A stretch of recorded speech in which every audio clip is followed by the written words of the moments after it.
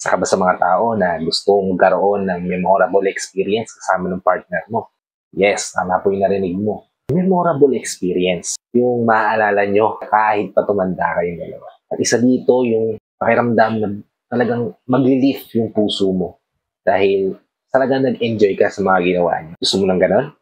If yes ang sagot mo, talakayin natin kung paano nga ba magiging memorable yung experience yung dalawa, lalong-lalo na sa kama. Kung interesado ka malaman kung ano-ano itong mga tips na pag-uusapan natin, tara, pag-usapan natin yan. Just keep on watching.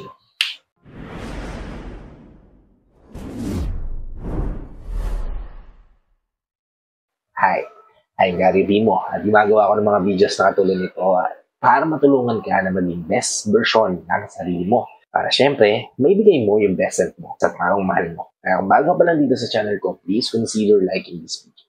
Hit the subscribe button and the notification bell para lagi kang updated sa mga videos na katulad nito.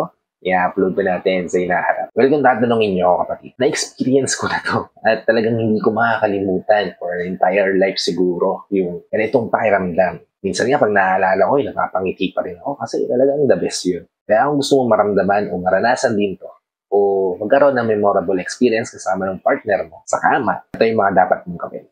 Una, surprise mo siya. Do something sweet para sa partner mo. A few days o a few hours bago mangyari yung mga bagay na pinaplano mo. Bigyan mo siya ng mga little gifts na alam mo na magugustuhan niya, notes na mapaparamdam mo sa kanya na appreciated siya at respected.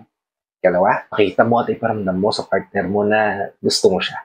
Tama po yung narinig niyo. Siyempre, kung nararamdaman niya na na-appreciate siya at itarespeto, tapos ipapakita mo pa sa kanya na mahalaga siya sa'yo and you find him attractive.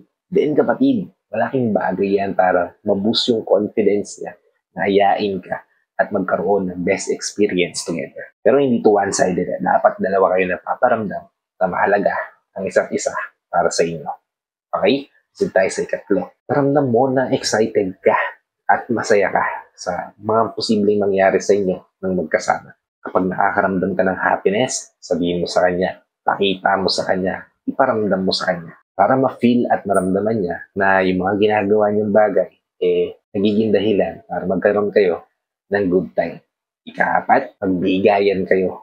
Yes, kasama yan sa memorable experience. Siyempre, kung may mga bagay na pinaramdam siya sa'yo, na bago sa'yo, pwede mo rin subukan yun. Pwede mo rin itry yun. Mag-take turns kayo pagdating sa pag-lead para alam niya na nag-e-enjoy ka sa mga bagay na ginagawa niya. Especially sa pagtatalik.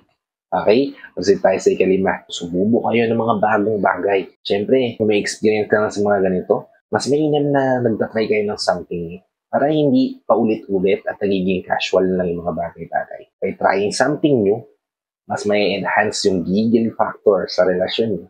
Magbo-boost ng init at excitement sa inyong pagsasama. Ika-anim, syempre, kailangan nyo mag-work together. Kasi ang pagtatalik, teamwork din yan, kapatid. O even sa relasyon, teamwork yan, di ba? Partnership yung napasukan nyo at hindi solo lang. Kaya kailangan nyo mag-work together para malaman kung ano yung mga bagay na okay sa kanya, approve sa kanya, pwede nyo subukan, pwede nyo gawin, at nang magkaintindihan kayong dalawa. At ang ikapito, sabihin mo kung ano yung mga bagay na gusto mo para malinawan siya. Kapag may mga bagay ka na gusto, mga bagay ka na ayaw, banggitin mo sa kanya. Ayaw mo na ganitong position, ayaw mo nang ginagawa niya sa ito, ayaw mo nang pakiramdam na ginagawa niya sa ito, ayaw mo nang amoy niya kapag gaganito siya. Yung mga bagay na ayaw at gusto mo, kailangan klaro sa kanya. At paano mo gagawin yan? Sa pamamagitan ng pakikipag-communicate sa kanya. Importante yan, kapatid. At yun, kapatid, yung 7 bagay na makakatulong sa iyo para mas maging memorable ang experience sa kanya. Hope nakatulong to. And if yes, please help me share this to your loved ones na posible natin matulungan din ng video na to. Para nakatulong na kayo sa kanila, nakatulong na rin ako sa kanila. Sa lahat ng FW viewers natin, sa mga viewers natin dito sa Pilipinas, mga nasawang nanonood, sumusuporta, palagi naka-tune in sa pag video na upload ko. Maraming salamat po sa pagiging panonood at pagsuporta. At kung bago ka pa lang dito sa channel, please consider liking this video. Hit the subscribe button and the notification bell para lagi kang updated sa mga videos na tulad nito. May upload pa natin sa inaharap. So, hanggang dito na lang mga kapatid. Maraming salamat ulit sa panonood at pakikinig. At I hope magkita-kita pa tayo sa susunod na video. Ingat ka dyan palagi kung nasa mga lugar ka na naroon. May God bless you and protect you always. Peace. Whenever your heart is broken